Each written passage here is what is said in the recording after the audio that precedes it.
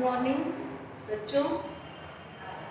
आज हम लोग चैप्टर 3 तीन महाद्वीपों में फैला साम्राज्य। जैसे कि नाम से ही एहसास होता है कि कितना बड़ा, महाद्वीप भी बहुत बड़े बड़े होते हैं और ये साम्राज्य 3 महाद्वीपों में फैला हुआ था, जिसमें कि एशिया महाद्वीप, यूरोपियन महाद्वीप, यूरोप महाद्वीप और अफ्रीका महाद्वीप का उत्तरी भाग, इन तीनों को मिलाकर के रोमन साम्राज्य का निर्माण हुआ।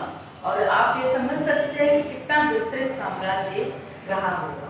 ये रोमन साम्राज्य, इसमें एशिया का कुछ भाग यूरोप का लगभग पूरा भाग और अफ्रीका का उत्तरी भाग मिला करके इसका निर्माण हुआ। और इनको अफ्रीका से यूरोप को अलग करने वाला भूमध्य सागर था, जो कि इन दोनों को अलग करता था। लेकिन एक राजा, एक इतने बड़े, जिसे कि मिलाकर के हमने रोमन साम्राज्य कहा है, एक राजा किस तरह से उस समय, जबकि परिस्थितियां न आवागमन के इतने साधन थे, न टेक्निकली इतना विकास हुआ था, और एक राजा किस तरह से इतने बड़े साम्राज्य को, इतने बड़े भूभाग पर अकेला शासन करता था।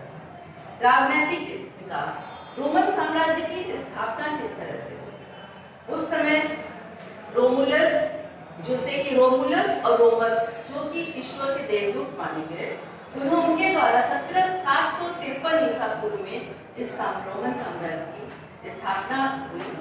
और इन लोगों ने, रोमुलस और रोमस ही वहाँ के प्रथम सम्राट माने गए। और 509 ईसा पूर्व में, मतलब 753 में इसकी स्थापना हुई।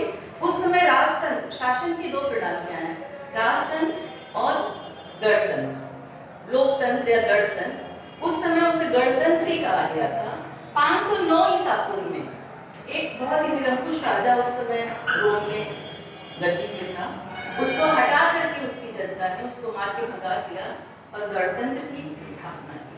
गणतंत्र की स्थापना, इसमें 2 व्यक्तियों द्वारा, 2 प्रमुख लोगों को उन्होंने काउंसलर चुना और वो 2 लोग प्रमुख मिल करके उन्होंने पूरे रोमन साम्राज्य का शासन भार संभाला। उनकी सहायता के लिए एक सीनेट नाम की संस्था थी। सीनेट नाम की संस्था, उस संस्था के द्वारा वो जो राजा और जनता के बीच की कड़ी थी। गणतंत्र भी आप समझते हैं, मतलब जिस देश का शासन चुने हुए प्रतिनिधियों द्वारा किया जाता है, उसे गणतंत्र व्यवस्था कहते हैं। प्राचीन काल में ये विश्व का सबसे प्राचीन गणतंत्र का हमें उदाहरण यहाँ से रोमन साम्राज्य से मिलता है, जबकि लोगों ने उसकी कल्पना भी नहीं की थी। आज भी हमारा भारत भी एक गणतंत्र देश है, आज भी गणतंत्रीय देश है, लेकिन उस समय जबकि इसकी कल्पना नहीं की जाती थी, राजतंत्र के स्थान पे लोकतंत्र, गणतंत्र की स्थापना की गई। गणतंत्रीय व्यवस्था वहाँ 509 ईसा पूर्व से 27 ईसा पूर्व तक चली। इसके बाद जो इसका राजनीतिक विकास हुआ, राजनीतिक विकास में, उस राजनीतिक विकास को हम 2 भागों में डिवाइड करते हैं, पूर्ववर्ती काल और दूसरा परवर्ती काल। तो पहली ईसा पूर्व 27 ईस्वी से लेकर के और 509 ईस्वी से लेकर के 27 ईसा दूसरी शताब्दी तक के काल को हम पूर्ववर्ती काल कहते हैं। तीसरी शताब्दी को संक्रमण काल माना जाता है यहाँ के इतिहास में, क्योंकि उस समय ससानी वंश का शासन था वहाँ पे, और ससानी वंश का शासन खत्म होने के बाद वहाँ पे तीसरी शताब्दी से परवर्ती शासन प्रारंभ होता है। पूर्ववर्ती शासन में सम्राट अगस्टस वहाँ का प्रमुख शासक था। उस सम्राट अगस्टस ने, जूलियस सीजर का नाम आपने सुना होगा, जो कि रोमन साम्राज्य का एक बहुत ही महत्वाकांक्षी शक्तिशाली शासक माना जाता था। जूलियस सीजर का दत्तक पुत्र अगस्टस था। दत्तक पुत्र मीन्स गोद लिया हुआ पुत्र अगस्टस था, इसे ऑक्टेवियन भी कहा जाता है। अगस्टस ने एंटोनी को हरा करके, जो कि वहाँ का शासक था उस समय, हरा करके वहाँ का रोम का सम्राट बना। अगस्टस का काल रोमन साम्राज्य के इतिहास में स्वर्णिम युग समझते हैं, जिस काल में साहित्यिक, आर्थिक, राजनैतिक, सब तरह की धार्मिक, कलात्मक, सब तरह की चतुर्दिक उन्नति हो, वो ऐसे काल को हम स्वर्णिम काल के नाम से जानते हैं। सम्राट अगस्टस के काल में रोमन साम्राज्य की अभूतपूर्व उन्नति हुई और उसने हर क्षेत्र में विकास किया और इसलिए इस काल को स्वर्णिम काल के नाम से जाना जाता है। सम्राट अगस्टस के बाद टिबेरियस, कैलिगुला, क्लाउडियस, नीरो, ट्राजान और रेसियस यहाँ के शासक हुए। नीरो का नाम भी आपने सुना होगा, एक ऐसी कहावत हम लोग सुनते हैं कि जब रोम जल रहा था तो नीरो हंस रहा। तो मतलब रोम से लेकर के इस समय तक, नीरो के समय रोमन साम्राज्य का पतन की ओर अपने अग्रसर हुआ था। और उसके बाद ट्राजान के समय में, ट्राजान भी एक बहुत महत्वाकांक्षी शासक था और उसने भी अपनी सीमाओं की और अधिक उन्नति की, सीमाएं और विस्तार किया उनकी और अधिक उन्नति की। ट्राजान एक ऐसा शासक था जो भारत पे राज्य करने का स्वप्न देखता था। ट्राजान एक इतिहासकार की कुछ पंक्तियां हमें उसमें मिलती हैं, लिखा हुआ प्राप्त होता है। वो इतिहासकार कहता है कि ट्राजान जब भूमध्य सागर में भारत की तरफ जाते हुए पोतों को देखा तो बहुत ही लालायित नजरों से देखता था। मतलब वो चाहता था कि हमारा भी भारत पर शासन हो, वहाँ तक उसकी सीमाओं का विस्तार हो, लेकिन ऐसा नहीं हो पाया। वेस्पियस जो कि पूर्ववर्ती अंतिम शासक माना जाता है, उसके बाद 3री शताब्दी संक्रमण काल माना जाता है रोमन साम्राज्य में, जबकि ससानी वंश का शासन वहाँ पे था।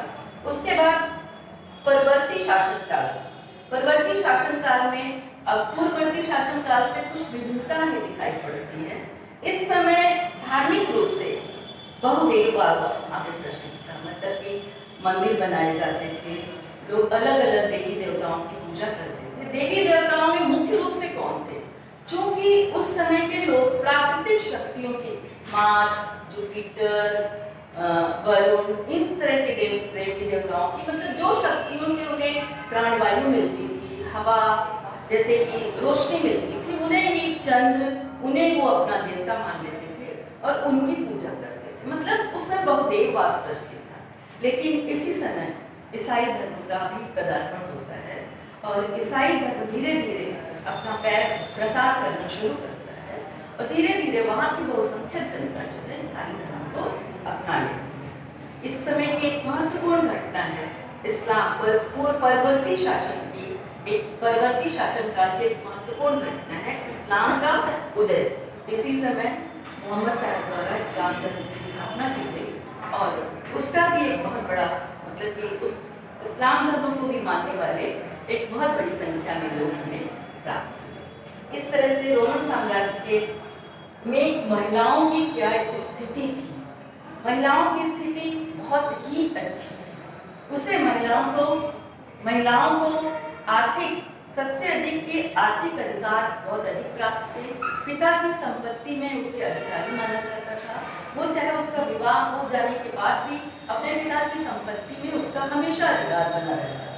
और परिवार में महिलाओं की स्थिति बहुत सुदृढ़ थी। पति पत्नी दोनों को वित्तीय साधनों का एक मुखिया नहीं माना जाता, बल्कि दोनों अलग अलग मुखिया होते थे। पत्नी के अलग वित्तीय अधिकार थे, पति के अलग वित्तीय अधिकार थे। यद्यपि ऐसा हमें उदाहरण मिलता है, ये चूंकि अधिकार तो थे, ये तब तो सही है, लेकिन परिवार में पुरुष ही प्रधान होता था। अब व्यवहारिक रूप से पुरुष ही प्रधान होता था। एक विशक के कुछ हमें उदाहरण मिलते हैं जो कि कहता है कि मेरा पिता मेरी माता को रोज पीटा करता था। तो इस तरह से हमें बहुत सारे ऐसे उदाहरण प्राप्त होते हैं कि स्थिति वही थी, लेकिन समाज द्वारा, राजा द्वारा, शासन द्वारा स्त्रियों को बहुत अधिक अधिकार प्राप्त हुए थे और उनकी समाज में स्थिति बहुत ही अच्छी थी। आज आपका पार्ट 1 समाप्त हुआ। अगले टर्म में इसका हम सेकंड पार्ट पढ़ेंगे।